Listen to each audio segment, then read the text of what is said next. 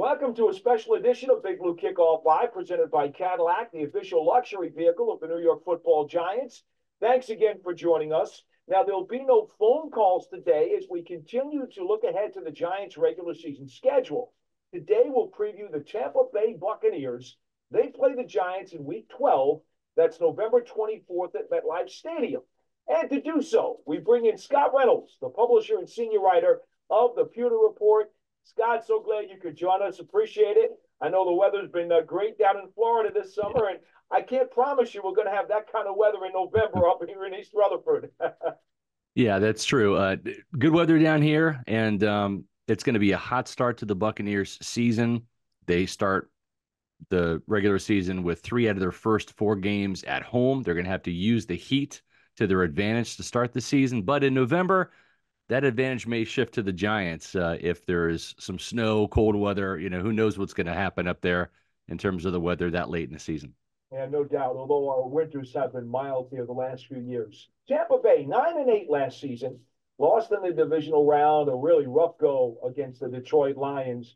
But if there's one thing we do know from last year, and that Baker Mayfield had a career season, over 4,000 yards. Yeah. Touchdown interception ratio was outstanding. And now he's back for year 2 with the Bucs. Yeah. Are we going to see more of the same, or was that an aberration? Well, that's kind of the expectation. They're hoping that Baker Mayfield can continue at this level of play, if not become better. He's still a young guy in some respects. He's been around the league. When he joined the Buccaneers last year, that was actually his 4th team in one calendar year when you include the Browns, the Panthers, the Rams, and then the Buccaneers. But he bet on himself. And as good of a fit as he was for Dave Canales' offense, which was kind of the Seattle Seahawks offense, 2 tight end sets, some 3 receiver sets, emphasis on the running game that didn't really materialize. The Bucs still struggled to run the ball. But when you got Mike Evans and you got Chris Godwin, that certainly helps. Those receivers have been the only receivers over the last 3 years to each post 1,000 yards. So we know what Mike Evans is. He's a future Hall of Famer, 10 straight 1,000-yard seasons to start his career. Chris Godwin has had 4 1,000-yard seasons in his career, including a Pro Bowl back in 2019. But over the last 3 years, been the mall of consistency, fighting through some injuries, but still a 1,000-yard guy. So having those guys helps. But now with Liam Cohen's offense, Liam Cohen replaces Dave Canales, who went on to Carolina to become the head coach. He's bringing the Rams offense, which is less 2 tight ends. There's some real similarities and carryovers between the Rams and the Seahawks offense. And the catalyst for that was Shane Waldron. When Shane Waldron, who is now the Bears offensive coordinator, when he left the Rams to go become the Seahawks coordinator, Dave Canales learned under him. And but at the urging of Pete Carroll, they wanted more 2 tight end sets. And so that was a little bit of a departure. So I would say about 75% of what Baker Mayfield operated in at a high level last year is going to be about the same. But about 25% of it is going to be new, and it's going to require a lot more checks at the line of scrimmage, giving him more authority to do audibles and get out of bad plays that are DOA based upon the defensive front. And I think that's going to play to Baker's strengths. He's a high football IQ guy. But the other thing that's going to be primarily different is 3 wide receiver sets. That's the Sean McVay. That's the Rams offense. Right. Three receivers bunched to one side, and you've got the tight end or a back flanked out to kind of create a mismatch. And so I think you're going to see a lot more 3 receiver sets this year rather than the 2 tight end sets. And just to kind of put it in a number standpoint, the Bucs were in 25% of the time in a double tight end set.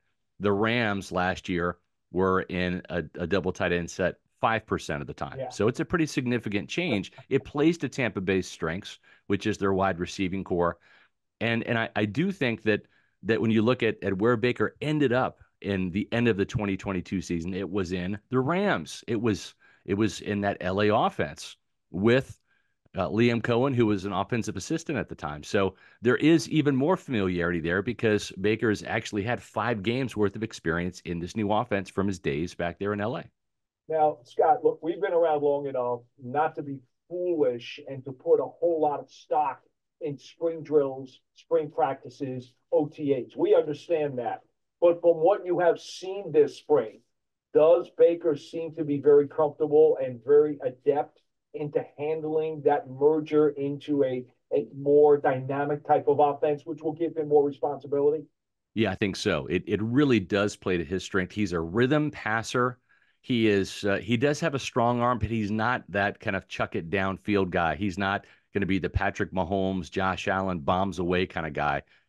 He can do that from time to time, and he's got one of the best deep threats in Mike Evans, who doesn't really outrun people, but he can certainly outjump you at 6'5", right, with those long arms. He can go up and get it like an alley oop or a rebound.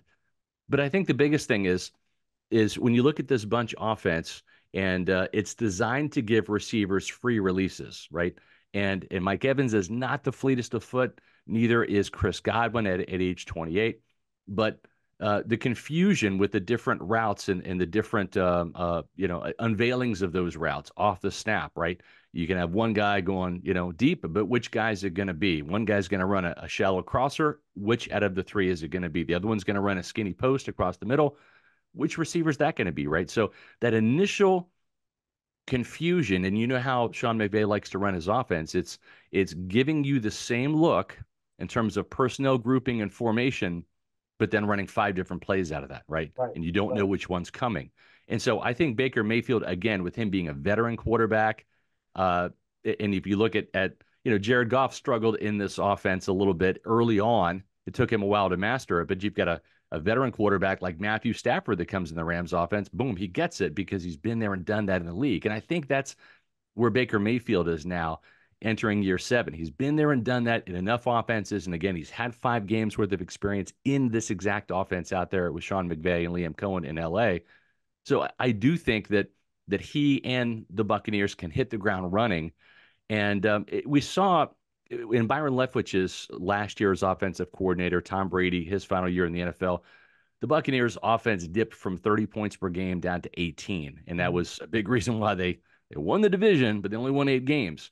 Yeah. And they struggled in the playoff loss to Dallas that year too, that ended their season.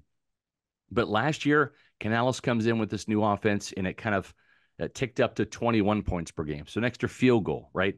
And the Buccaneers offense has started to score more points at the end of the season. You look at that blowout up in Green Bay, beating Jordan Love and the Packers. You look at the trouncing 32-9 that they put on the Eagles in the wild card game. And so I think with the experience in Cohen's offense and the familiarity, there is some carryover and crossover from Canales' scheme to Cohen's scheme, because the roots, the origin of this offense is the Rams. I think that Tampa Bay's offense can hit the ground running a little bit earlier in the season, put more points up on the board where it's not as a struggle like it was at the start of the 2023 season. And as a result, maybe end up scoring 24 points per game, right? Getting another field goal on the board. Mm-hmm. And I think given how the rest of the league, we'll see how the other offenses shake out. If you're scoring 24 points per game, that's probably going to put you top 12 offense, maybe top 10, like around 10. And so I think that with all of that being said, that's where Baker Mayfield can operate. I think he can get this offense to the next level and scoring 24 points per game or maybe even more. Well, we know Mike Evans is still around. You mentioned him already. Godwin, obviously. These guys put up, they know what they're going to do. The back of the football card is what it is. That's so right. I'm not even going to go there, but I'm curious as to what is Otten's role in this offense? Because he has not put up dynamic numbers his first couple of years. Right. Then you got Trey Palmer there. You just signed Sterling Shepard, who we thought in New York was retiring, right? And then you drafted Jalen McMillan out of Washington, who was one of the really, really dynamite second group of receivers in this draft after the top 3.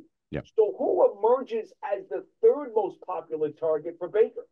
I think it could be Jalen McMillan. He comes in with a lot of credentials from the Washington Huskies. If you look at last season, he missed 4 games and was kind of hobbled in another game or 2 with a knee injury, right? Just a PCL sprain. It wasn't anything major, didn't require surgery, but it knocked him out a little bit. But go back to that 2022 season. Michael Penix still the quarterback. Rome Odunze, still the number 1 wide receiver. Yet McMillan in 2022 was actually the leading receiver. He had more catches than Rome Odunze. Odunze had him by about 150 yards more, but McMillan was still a 1,000-yard receiver. And McMillan, not Odunze, was the leading touchdown producer. He had 9 touchdowns that season. So, he was either that kind of co-1 or maybe the number 2 receiver in 2022. And then last year when he battled injuries, that allowed Jalen Polk to emerge and become that 1,000-yard receiver and be that number 2 to Odunze, who took his game to the next level. But when McMillan got back at the end of the season, he was the guy that had the 100-yard game against Oregon in the Pac-12 championship. Yep. He was the guy that had one of Michael Penix's 2 touchdowns in the playoff win over Texas. He was the guy that had the only touchdown put up against the Michigan Wolverines in the national championship game. That's true, too. So this guy is a 3rd-round pick because his stats fell, right? But he's still that guy. He just didn't have as many statistics because he didn't play in as many games last year with that injury. So the Bucs feel like they got a steal. And they kind of feel a little bit of deja vu here because where was Chris Godwin drafted back in 2017? In the 3rd round. So they feel like they've got another damn good receiver here in the 3rd round. And one of the guys getting a lot of buzz this offseason has been Trey Palmer, who had some ups and downs last year, but he really has some speed and some good size and some real potential. And so I think those guys are going to make each other better. At the end of the day, McMillan might be the starter at wide receiver 3.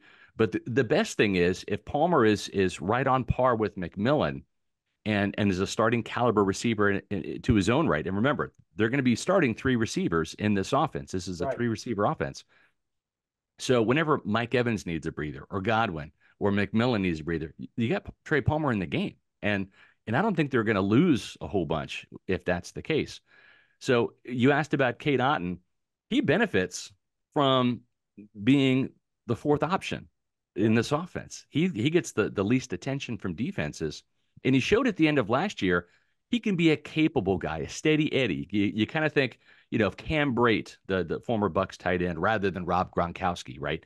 He's not a Gronkowski, Kittle, Tony Gonzalez, Travis Kelce type guy. He's not that dynamic, but he can be a steady Eddie that can make that 17-yard catch down the middle when left open.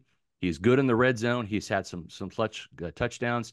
And I think the interesting thing about his fit in this offense is we talked about those 3-by-1 sets where you have the 3 receivers bunched to one side and you have that 1 receiver, which in this case will be the tight end, Cade Otton, on the other. Well, this is where the cat and mouse game comes in for Liam Cohen and Baker Mayfield, right? When you look at who is going to be guarding Cade Otton, what type of matchup are they going to give Baker Mayfield? Is it a linebacker who's going to walk down? Because if that's the case, Cade Otton might beat a slower linebacker, right? Or is it going to be a safety? Okay, well, Cade Otton's 6'5", about 255 pounds, and you're bringing down, a 5'11", 200-pound safety. That's a size mismatch now, right?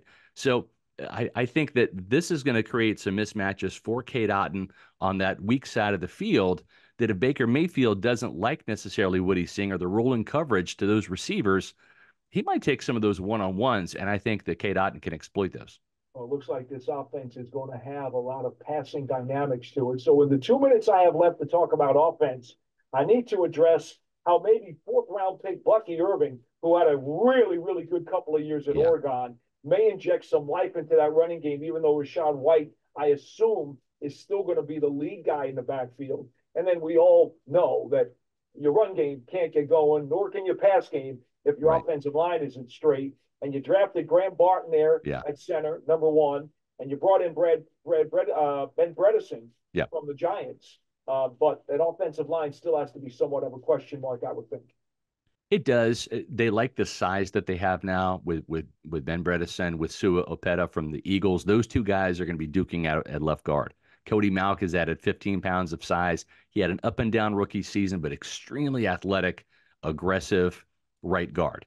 And he's entering year 2, bigger and better. Lou Gedeke is entrenched at right tackle. He had a fantastic season making the transition there. Tristan Wirfs handled the move from right tackle to left tackle, still a Pro Bowl caliber player, about to be maybe the highest paid offensive lineman in league history this summer. So I think the offensive line is going to be better this year. How much better? I think it's going to depend on Graham Barton, but this guy just gives me Ali Marpet vibes. He's serious. He is a technician. He's strong. He's one of the most athletic players, that have come out of the draft at the center position. And I think this kid is destined to be a Pro Bowler. I really do. It may not happen this year, but it's going to happen sooner rather than later. This guy's a bona fide star. So if the left guard is the weak link again, okay, well, 4 out of 5 ain't bad. I think the offensive line can really help that out. You mentioned Bucky Irving, and he's going to provide a 1-2 punch with Rachaad White that the Bucs didn't really have last year. Right. It was all Rachaad or nothing, and as a result, Rachaad White averaged about 3.6, 3.7 yards per carry because he was the bell cow. He didn't get any breaks, right? Chase Edmonds was injured a little bit at the beginning of the season, and then towards the end of the season, got a little bit better. But it was pretty much the Rachaad White show, and I think that all of that work and carry, the carries that he had, it wore him down a little bit, and I think that if he has more of a 1-2 punch with Bucky Irving coming in, reducing his workload a little bit, I think you're going to get a more effective Rachaad White, a better yards per carry average, and a guy who in the fourth quarter can maybe break off some more dynamic runs rather than being gassed a little bit. So I like the fact that Tampa Bay upgraded their running game. Bucky Irving is going to be a stud.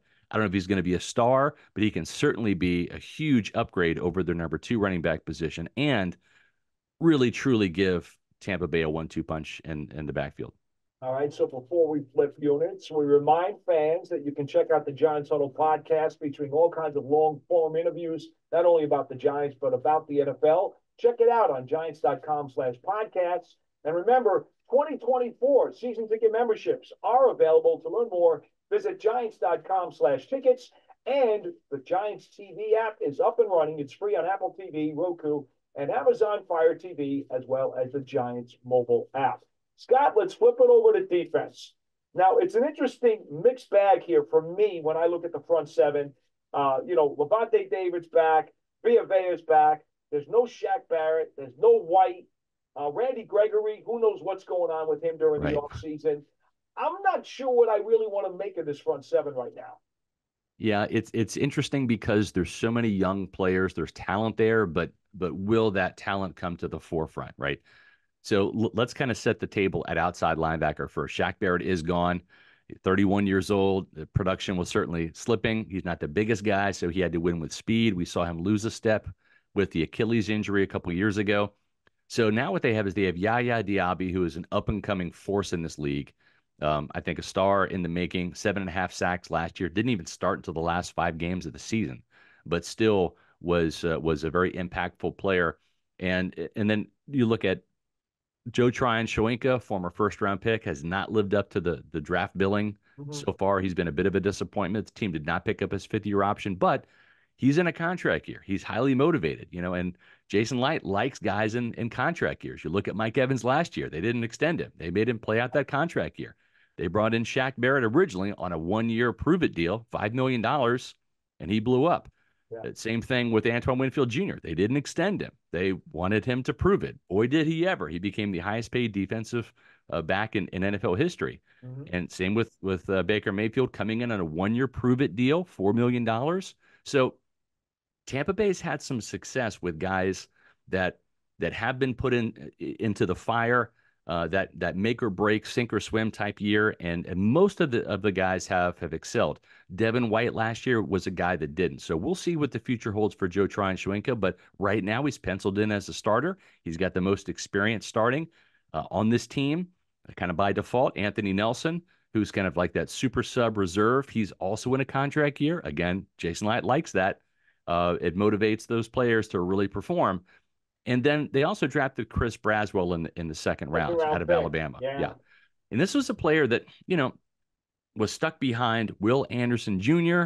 and Dallas Turner. Both of those guys, if you're not familiar with Alabama football, well, Anderson was the SEC Defensive Player of the Year and an All-American. And then last year, after he left, Dallas Turner was the SEC Defensive Player of the Year and an All-American. So Braswell's had to bide his time, but he still produced 8.5 sacks and 3 forced fumbles last year, had a pick 6 dropping in coverage. Very heavy-handed guy, very physical, very athletic. And the Bucs feel like they have a little bit of steal in the second round. So even if he doesn't really develop until maybe later in the year, like Diaby did, they feel like they've got a guy for the long haul here that can maybe eventually step up and be that starter if JTS moves on or if Anthony Nelson moves on. But Those are four guys that I think Todd Bowles can kind of cobble together a pass rush with. And look out for Marquise Watts. Hmm. This is a designated pass rusher. Came out of Charlotte as an undrafted free agent last year.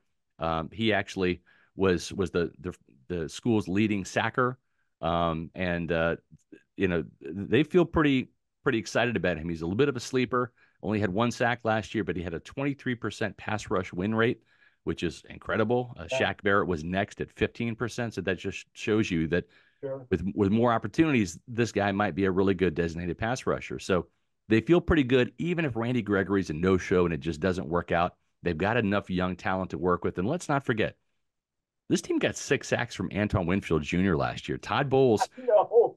Todd Bowles can cobble together sacks from everywhere and anybody. And Levante David had 4.5 sacks. So he can find a way between a bunch of different positions with those pressure packages and blitz packages to manufacture pass rush if it's not there with the front four. But with Kalijah Cansey, the first-round pick, going into his second year, bigger and stronger, and Vita Vea actually slimming down and in the best shape of his career, Oh, how about that? entering his football age of 29, they feel pretty good about that defensive front. It's a little unproven. It's a little young still, but there's talent there. It's just a matter of the coaches getting it out. So I think there's enough there to stop the run and rush the passer. You mentioned Levante David. The biggest question mark is who's going to play next to him. Devin White has moved on as a 5-year starter. Uh, KJ Britt actually outplayed him towards the end of the season and took that starting job away. He's in a contract year, the 4th-year player out of Auburn. So KJ Britt, more of a downhill thumper. They drafted Servassier Dennis from Pitt last year. He is a guy that's really good in coverage, really good blitzing, kind of like what Devin White's strengths were. They might even platoon KJ Britt and Servassier Dennis at that inside linebacker spot. So from the front seven perspective, they like the pieces that they have. It's just a matter of getting these guys to level up in camp in the preseason so they can become impact players come the fall. All right, let me ask you about the secondary, and I don't even want to go to all of them. I simply want to go to Jordan Whitehead, Yeah. who goes back to Tampa Bay Yes. after 2 solid seasons with the Jets. And I wonder what is the dynamic of why he's back and why they think he is going to be a good fit next to Winfield. He is a top level communicator. And not just in the secondary, he communicated with Levante David. He was that bridge player when Levante's making the calls. It was Jordan Whitehead, not even Antoine Winfield Jr., making sure the secondary was on the page, same page. And so they like him as an enforcer. He is a heat-seeking missile when it comes to stuffing the run and You underneath know coverage. that. Yeah. And then he goes to the Jets where they don't play a lot of cover 3 or cover 1 like Todd Bowles does. They play a lot of quarters coverage. So the weakness of Jordan Whitehead was he wasn't that great in coverage, especially deep. Well, he goes there and gets 2 years of experience doing nothing but playing deep. Actually had 4 interceptions last year, which was a career high. And so he showed with experience and playing time that he is coming to Tampa as a more well-rounded player. Now when Todd Bowles, who again loves Antoine Winfield Jr. back at free safety, you get those interceptions and pass breakups, but also loves Winfield in the slot where he can blitz him and cause some disruptions. Well, you can't clone Antoine Winfield Jr. and have him at 2 places at the same time. But with Whitehead having the ability to maybe playing some of that free safety, now you By can the way, rotate. Scott, that would take a lot more money. You're damn right.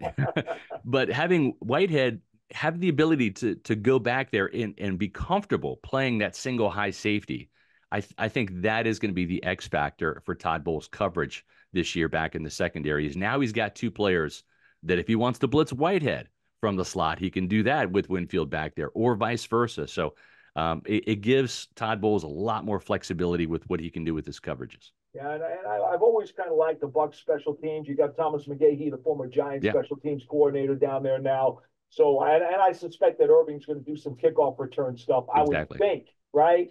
Yeah, So, it's going to be Irving and probably McMillan. And the real puzzle that the Bucs, the Giants, that the entire league has to figure out right. is how to navigate the new kickoff return rules, right? Because this is going to be the potential to be a really big position flipping play and maybe even a scoring play, right? So it's not just about as McGahee said, it's not just about figuring out how to do the kick returns and do the coverage.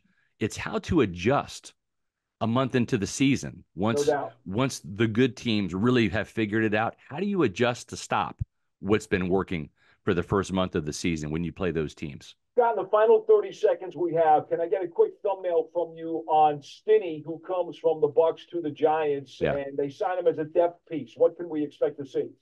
I think that he's a solid player that can play guard either position, a very athletic guy, smart player, try hard. And he did a kind of a yeoman's job last year filling in for Matt Filer and actually took over that left guard position.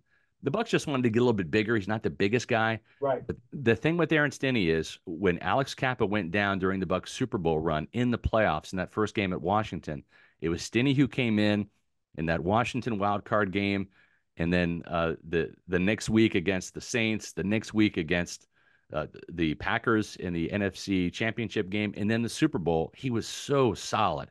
So he's a player that maybe you don't want start to finish, but man, if he has to come in for 2, 3, 4 games, he's going to get the job done. Terrific stuff. That is Scott Reynolds, the publisher and senior writer of the Pewter Report, as we preview the Giants and Buccaneers coming up later on this season. Scott, thanks so much for joining us today. My pleasure.